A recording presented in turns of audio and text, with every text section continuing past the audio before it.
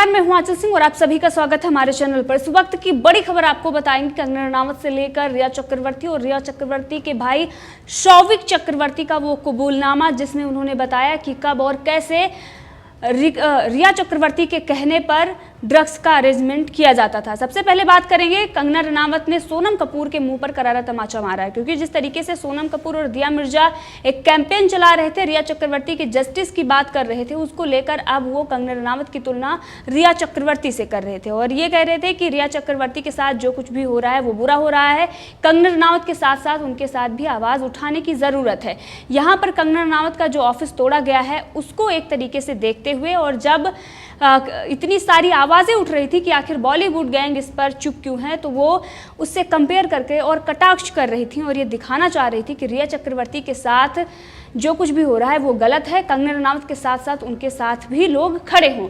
लेकिन रिया चक्रवर्ती से जो उनका ड्रग्स खुलासा हुआ है, ड्रग्स मामले में, उसकी वो दोषी हैं और जनता ये समझती है, और जो लोग बॉलीवुड के माफिया हैं, ड्रग्स माफिया और मूवी माफिया हैं, वही रिया चक्रवर्ती को सपोर्ट कर रहे हैं। और इसी को लेकर सोनम कपूर पर कंगना रनावत ने बताया कि किस तरीके से जो ड्रग्स माफिया और मूवी माफिया हैं वो अचानक से जस्टिस फॉर रिया के थ्रू उनके जो घर की ट्रेजेडी है, जिस तरीके से उनका ऑफिस गिराया गया है, उससे कंपेयर कर रहे हैं और रिया के जो कैंपेन रिया चक्रवर्ती के लिए चलाया जा रहा है उसको हवा दे रहे हैं। लेकिन इन लोगों से मैं कहूँगी कि मेरे स्ट्रगल, जो मैंने अभी तक स्ट्रगल किया है, उसको रिया चक्रवर्ती जो एक तरीके से ड्रग ले रही हैं, ड्रग से किस तरीके से उनका कनेक्शन आया, उसके साथ वो तुलना ना की जाए, क्योंकि मैं किस तरीके से जो कुछ भी मैंने कमाया है अपने दम पर कमाया है और मैं सेल्फ मेड सुपरस्टार हूँ। तो जिस तरीके से लगातार कंगना रनावत के जरिए रिया चक्रवर्ती को बचाने की कोशिश की जा रही थी, अब उस पर कंगना रनावत का बड़ा पलटवार आया है। और इसी के साथ आपको बता दें कि ये कोई पहली बार नहीं है जब बॉलीवुड गैंग इस तरीके से किसी एक के समर्थन में खड़ी हो जाती है, और जो बॉलीवुड से खासकर हो और जिसका कनेक्शन बॉलीवुड से हो।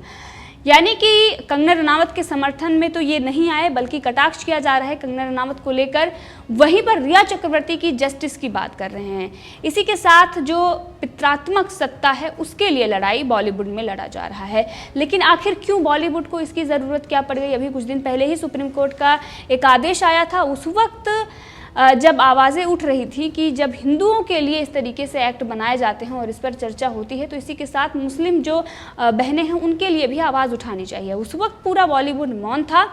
लेकिन जैसे ही रिया चक्रवर्ती ने एक टी शर्ट पहनी और उसमें ये दिखाया कि किस तरीके से पित्रात्मक सत्ता के चलते ही उनकी गिरफ्तारी हुई है। लेकिन इससे पहले जो गलत काम करता है, जो दोषी है, वो गिरफ्तार होगा, कोई लड़का हो या फिर लड़की हो। कंगना रनावत के लिए अलग और रिया चक्रवर्ती के लिए अलग। अब ये पूरे बॉलीवुड के गैंग वो टी शर्ट पर जो लिखा हुआ था उसको लगातार वो पोस्ट कर रहे हैं। इसमें अमिताभ बच्चन की बेटी श्वेता बच्चन का भी नाम है, उन्होंने भी सेम वही चीज़ पोस्ट की और इसको लेकर लगातार विरोध चल रहा है, क्योंकि अमिताभ बच्चन जो अपने आप को एक देशभक्त दिखाते हैं, और आपने देखा कि किस तरीके से मैं यहाँ पर ये कहना चाहूँगी कि ये ऐसे दोहरे मानसिकता के लोग हैं कि हर तरफ से मनी माइंडेड लोग होते हैं, हर तरफ से फ़ायदा लेने के लिए ये जब किसी के पक्ष में या विपक्ष में बोलने की बात आती है उस वक्त ये चुप हो जाते हैं। सही और सच के सामने ये नहीं टिक पाते, उनके साथ ये नहीं खड़े होते हैं। ना तो सुशांत सिंह राजपूत मामले में इन्होंने कुछ बोला, और ना ही इससे पहले जो मुंबई में घटनाएं हुई है, पालघर से लेकर जो घटनाएं, उस पर इन्होंने कोई भी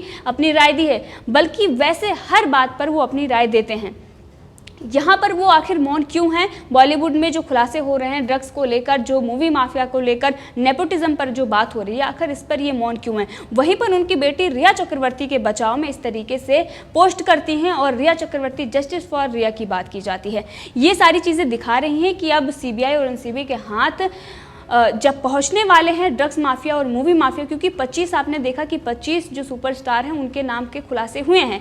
लिस्ट अभी एनसीबी के पास है, उसने साझा नहीं की है, लेकिन अभी से कैंपेन चलाया जा रहा है। अब श्वेता बच्चन ने जो कुछ भी लिखा, जो पोस्ट उन्होंने इंस्टाग्राम पे की है, उसको लेकर लगातार सवाल उठाए जा रहे हैं, क्योंकि श्वेता बच्चन अमिताभ बच्चन की बेटी हैं। अभी तक सुशांत सिंह राजपूत मामले में बिग बी कहे जाने वाले अमिताभ बच्चन ने कुछ भी नहीं बोला है, उनके सपोर्ट में वो नहीं आए, लेकिन रिया के सपोर्ट में, एक दोषी के सपोर्ट में किस तरीके से खड़े हो गए हैं। और इसी के साथ अगर बात करें तो बॉलीवुड जो एक तरफ रिया चक्रवर्ती को बचाने की बात कर रहा है, वो बॉलीवुड जो महिलाओं के सशक्तिकरण की बात करता है, सिर्फ और सिर्फ नंगापन और भौड़ापन दिखाकर, उससे कहीं ज़्यादा बेहतर ये तो कहें कि जो साउथ इंडियन फिल्में हैं और वहाँ के जो सुपरस्टार हैं वो बहुत ही बेहतर हैं। कभी वो हिंदुत्व का मजाक नहीं उड़ाते। और इसी का जो उदाहरण था वो आप उसमें जो बाहुबली फिल्म आई थी उसमें आपने देखा था कि किस तरीके से उसने कमाई की।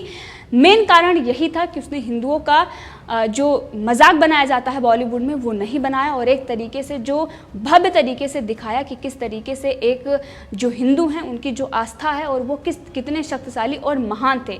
एक बार अगर वो प्रतिज्ञा कर लेते थे तो उससे पीछे नहीं हटते थे। वो चीज़ें जो दिखाई गई थी उसके चलते इतनी कमाई की थी। और वहीं साउथ इंडियन एक्टर विशाल कंगना रनावत के सपोर्ट में आए। उन्होंने कंगना रनावत की तुलना भगत सिंह से की है। तो जिस तरीके से बॉलीवुड जो सिर्फ और सिर्फ दिखावा करता है वो सिर्फ दिखावा करता रह गया। वो रिया चक्रवर्ती के समर्थन में खड़ा हुआ है, वो ड्रग्स माफियों के समर्थन में खड़ा हुआ है। लेकिन साउथ इंडियन जो फिल्म्स है वहाँ के जो सुपरस्टार हैं वो कंगना रनावत को इस तरीके से सपोर्ट कर रहे हैं। क्योंकि जिस तरीके से कंगना रनावत के सपोर्ट में चाहे वो दिल्ली हो या फिर हिमाचल हो या फिर बिहार हो, लगातार संजय राउत के पुतले फूके जा रहे हैं, उनके विरोध में नारे लगाए जा रहे हैं। क्योंकि जिस तरीके से उन्होंने अपमानजनक शब्द का प्रयोग किया हो और वहीं पर कंगना रनावत ने तू शब्द इस्तेमाल किया तो उस पर FIR दर्ज करवा दी गई।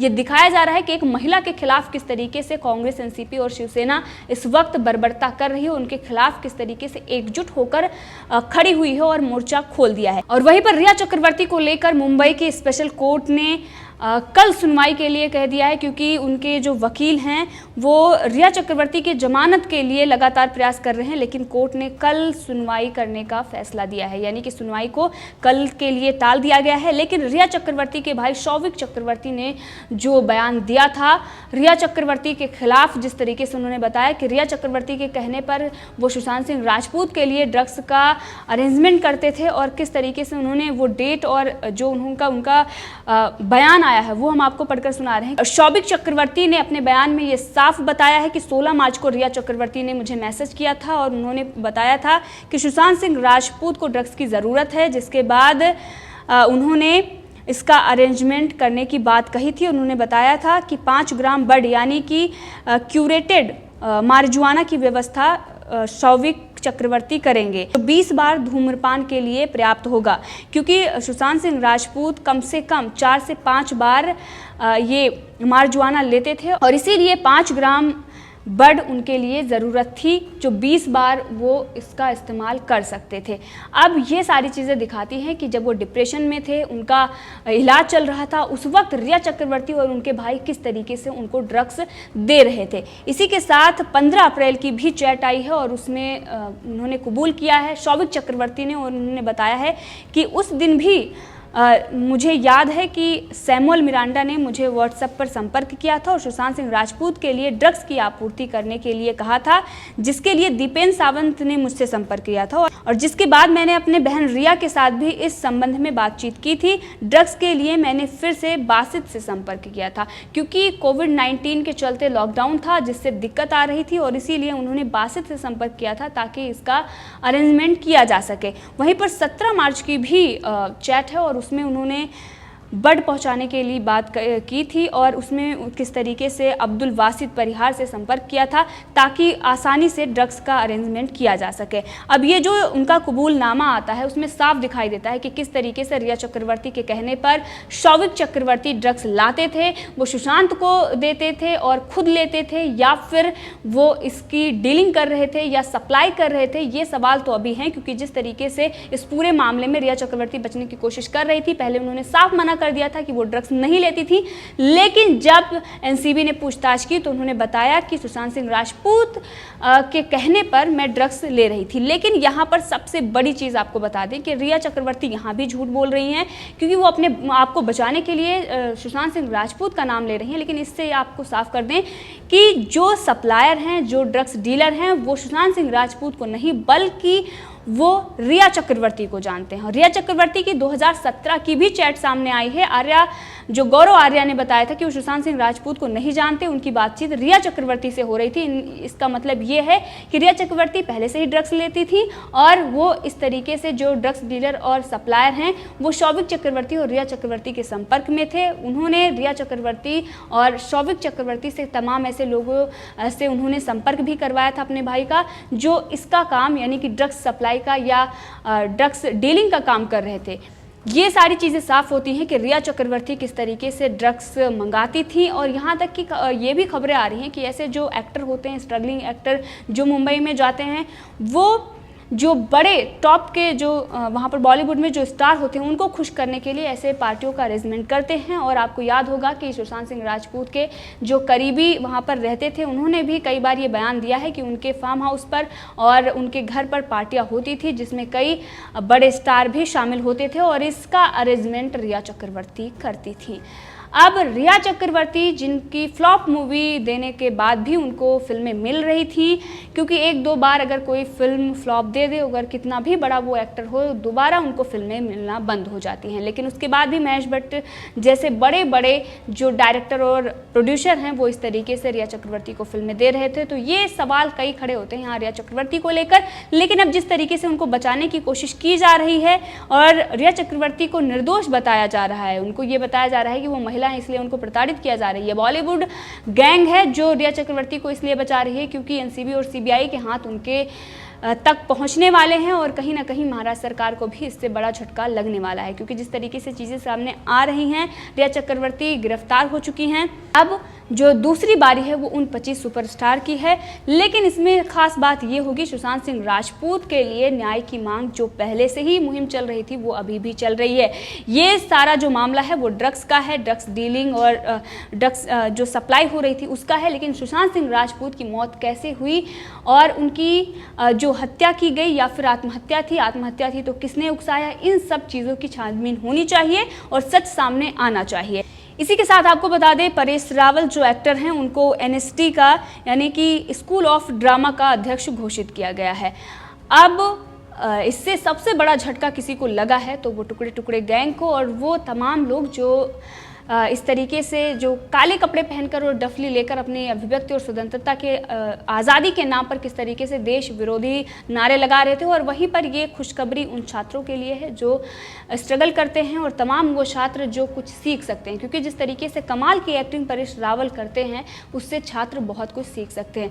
तो वहीं पर रिया चक्रवर्ती के जमानत की जो याचिका दायर की गई थी उस पर कल सुनवाई होगी। और इसी के साथ कंगना रनावत के खिलाफ जिस तरीके से बॉलीवुड ने कैंपेन चलाया था और उसके बाद रिया चक्रवर्ती की जो मुहिम चलाई गई थी, उनके जस्टिस के लिए चलाई गई थी, उसको जोड़ते हुए और अभी भी वो इस पर अपनी जो कटाक्ष रूपी जो बाण हैं वो छोड़ रहे हैं और ये दिखाने की कोशिश कर रहे हैं कि अगर कंगना रनावत के लिए आप लोग खड़े हैं तो रिया चक्रवर्ती के लिए भी खड़े हुए हैं, क्योंकि वो ड्रग्स डीलिंग और सप्लाई कर रही थी। जिस तरीके से चैट सामने आए हैं उसके चलते एनसीबी को पुख्ता सबूत मिले हैं, इसलिए उनकी गिरफ्तारी हुई है। इस पर आप भी सपोर्ट करें एक दोषी को, क्योंकि ये लोग इस वक्त इसलिए सपोर्ट कर रहे हैं क्योंकि कहीं ना कहीं इनके भी तार वहाँ से जुड़े हुए हैं। अब इस पर कंगना ने पलटवार किया है और उन्होंने साफ ये किया है कि मेरी तुलना ऐसे लोगों से ना की जाए जो ड्रग्स डीलिंग में, ड्रग्स सप्लाई में और जिस तरीके से वो लगातार ड्रग्स ले रहे थे और किस तरीके से ड्रग्स लेने के लिए अपने भाई को किस तरीके से इस्तेमाल कर रहे थे। उनके भाई ने उनके ही खिलाफ बयान दिया है। इन सबके चलते कंगना रनावत की तुलना ऐसे लोगों से ना किया जाए। और साथ में जो लोग ये कर रहे हैं यानी कि सोनम कपूर, दिया मिर्जा और आशुतोष जो एक पत्रकार हैं, इस पर भी उन्होंने एक ट्वीट किया था। इसको लेकर कंगना रनावत ने यह पलटवार किया है। तो इस मुद्दे पर आप भी अपनी राय रख सकते हैं, कमेंट करके जरूर बताएं। अगर आपने अभी तक चैनल को सब्सक्राइब नहीं किया है तो कर लें ताकि हर अपडेट आप तक पहुंचती रहे।